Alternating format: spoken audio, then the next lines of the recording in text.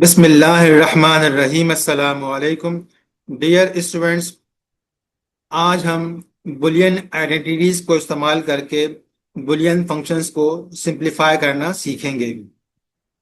Last lecture में हमने इस टेबल में मौजूद बुलियन आइडेंटिटीज को डिस्कस किया था। तो आज हम इन्हीं आइडेंटिटीज को इस्तेमाल करके बुलियन फंक्शंस को सिंप्लीफाई करेंगे। अगर आपको बुलियन आइडेंटिटीज का कॉन्सेप्ट नहीं है तो मैंने अपने उस लेक्चर का लिंक डिस्क्रिप्शन में शेयर कर दिया है।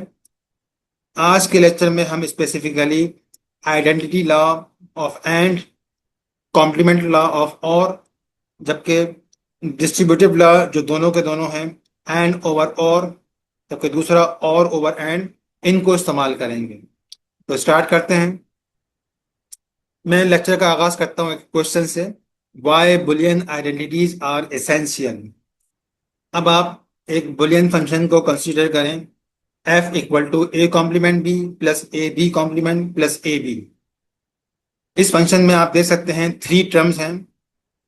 अब हम इस सवाल के why Boolean identities are essential का जवाब मालूम करने के लिए इस बुलियन फंक्शन को लॉजिक सर्किट में कन्वर्ट करेंगे।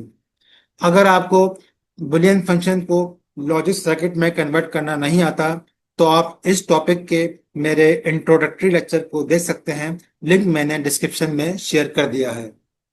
स्टार्ट करते हैं इस फंक्शन की जो फर्स्ट टर्म है ए कॉम्प्लीमेंट बी उससे।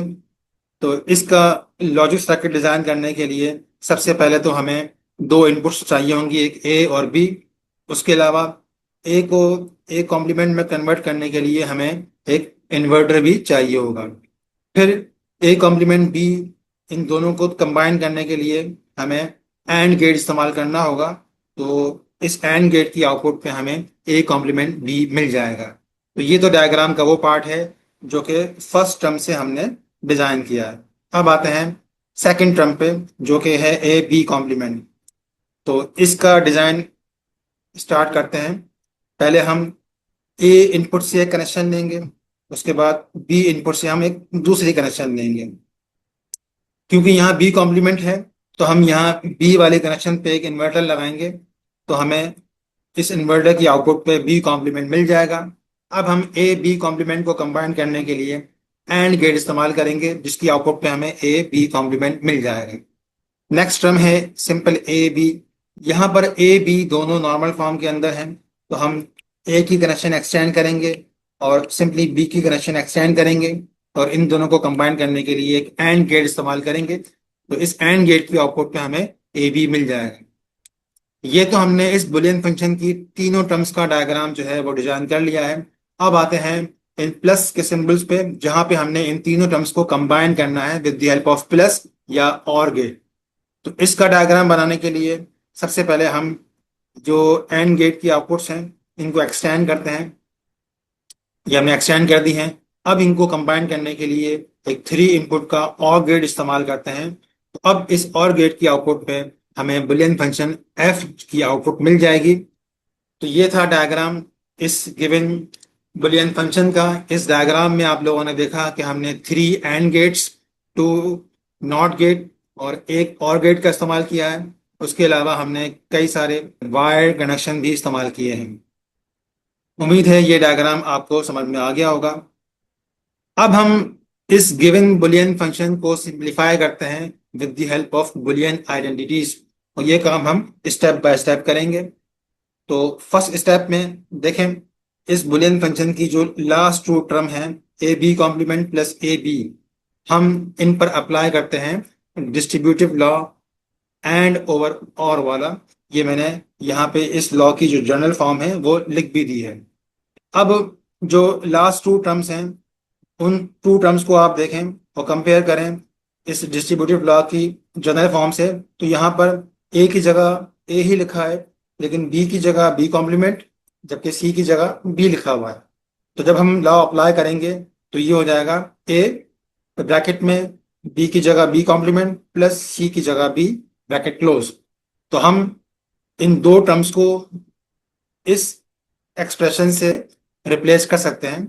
तो हम यही काम करते हैं कि फर्स्ट टर्म तो हमने ऐसे ही लिख दी है, जबकि जो सेकंड टू टर्म्स हैं उनकी जगह मैंने ये एक्सप्रेशन जो कि मैंने ड्राइव की है डिस्ट्रीब्यूटिव लॉ से, वो मैंने लिख दी है।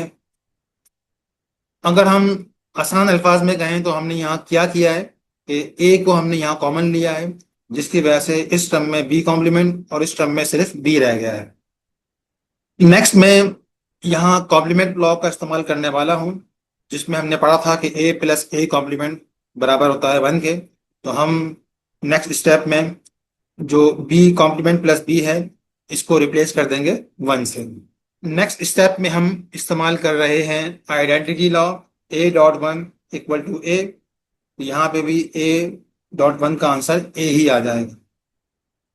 अब हम दोबारा से डिस्ट्रीब्यूटिव लॉ को इस्तेमाल करेंगे, लेकिन अब की बार और ओवर एंड का इस्तेमाल करेंगे, जिसकी जनरल फॉर्म है A plus B C equal to A plus B dot A plus C. पहले हम इन दोनों टर्म्स को इस डिस्ट्रीब्यूटिव लॉ से कंपेयर करते हैं। ए की जगह यहाँ पे ए ही लिखा हुआ है, जबकि बी की जगह ए कॉम्प्लीमेंट और सी की जगह बी लिखा हुआ है। तो इस डिस्ट्रीब्यूटिव लॉ को अप्लाई करते वक्त हम ए की जगह तो ए ही लिखते हैं, जबकि बी की जगह ए कॉम्प्लीमेंट और सी की जगह बी लिख देते हैं। तो अब मैं डिस्ट्रीब्यूटिव लॉ अप्लाई करने के बाद इन दो टर्म्स को रिप्लेस करता हूं इस एक्सप्रेशन से। अब आप इस एक्सप्रेशन में दोबारा से कॉम्प्लीमेंट लॉ यानी A plus A complement equal to 1 को अप्लाई कर सकते हैं। तो हम अप्लाई करते हैं। इस सब एक्सप्रेशन की जगह हमने 1 लिख दिया है, बाकी एज इट इज है। यहाँ पे आप दोबारा देखें कि हम आइडेंटिटी लॉ को यहाँ पे दोबारा से अप्लाई कर सकते हैं। तो ए प्लस बी डॉट वन का आंसर ए प्लस बी ही आ जाएगा। तो यहाँ हमने इस गिवन फंक्शन को सिंप्लीफाई कर दिया है with the help of Boolean identities, और आप लोगों ने देखा कि ये सिंप्लीफाई होके बहुत सिंपल सा हो गया है। जो ओरिजिनल फंक्शन था उसमें 3 टर्म्स थी, हर टर्म्स के अंदर दो दो वेरिएबल्स थे, नॉर्मल फॉर्म के अंदर भी और कॉम्प्लीमेंटेड फॉर्म के अंदर भी। जबकि सिंप्लीफाइड फॉर्म के अंदर सिर्फ 2 ही टर्म हैं, हर टर्म में सिंगल वेरिएबल है और कोई कॉम्प्लीमेंट फॉर्म भी नहीं है। अब हम अगर इस सिंप्लीफाइड बुलियन फंक्शन का लॉजिक सर्किट बनाएं तो इसमें हमें सिर्फ 2 इनपुट की और एक सिंगल और गेट की जरूरत पड़ेगी, तो हमें इस फंक्शन की आउटपुट मिल जाएगी। तो यहाँ आप लोगों ने देखा कि सिंप्लीफाइड बुलियन फंक्शन को अगर हम इस्तेमाल करते हैं तो हमें सिर्फ एक और गेट इस्तेमाल करना पड़ेगा, जबकि अगर हम सिंप्लीफाई ना करें तो हमें कितने सारे गेट्स का इस्तेमाल करना पड़ता है।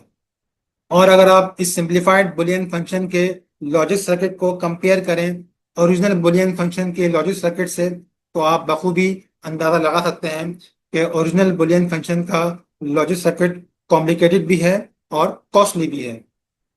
और अगर आप इस ओरिजिनल बुलियन फंक्शन की ट्रुथ टेबल को देखें तो यहाँ आउटपुट में जीरो उसी वक्त प्रोड्यूस होगा जब इनपुट में ए और बी दोनों जीरो हों, जबकि अगर ए 1 हो या बी 1 हो या दोनों 1 हो तो उस सूरत में आउटपुट पे 1 आ रहा है। इस बुलियन फंक्शन की ट्रुथ टेबल में मौजूद आउटपुट से हमें यह अंदाजा हो गया है कि ये सिंपल और गेट की आउटपुट की तरह ही है। और गेट के अंदर भी जीरो उसी वक्त प्रोड्यूस होता है जब सारी इनपुट जीरो हों, जबकि कोई एक इनपुट 1 होने से आउटपुट में 1 आता है। यही वजह है कि जब हमने इस बुलियन फंक्शन को with the help of Boolean identity simplify किया तो रिजल्ट में एक सिंपल और गेट का ही सिंप्लीफाइड बुलियन फंक्शन प्रोड्यूस हुआ। और इसके साथ साथ इस ट्रुथ टेबल से ये भी वेरीफाई हो गया है कि हमारा सिंप्लीफाइड बुलियन फंक्शन बिल्कुल करेक्ट है। अब मैं दोबारा से उस क्वेश्चन की तरफ वापस आता हूं जिससे मैंने इस लेक्चर का आगाज किया था कि why Boolean identities are essential. तो हमने यहाँ देख लिया है कि बुलियन आइडेंटिटीज इसलिए इसेंशियल है कि इनकी मदद से हम बुलियन एक्सप्रेशंस को सिंप्लीफाई करते हैं और डिजिटल सर्किट्स को एनालाइज करते हैं। उम्मीद है ये आपको समझ में आ गया होगा। अब आते हैं आज की टास्क पर। आपने इन गिवन 4 बुलियन फंक्शंस को सिंप्लीफाई करना है with the help of Boolean identities. इनके जो आंसर्स हैं वो मैंने लिख दिए हैं ताकि आपको अपने आंसर मैच करने में आसानी हो जाए। कोई प्रॉब्लम हो तो आप मुझसे कमेंट्स में पूछ सकते हैं। अल्लाह हाफिज।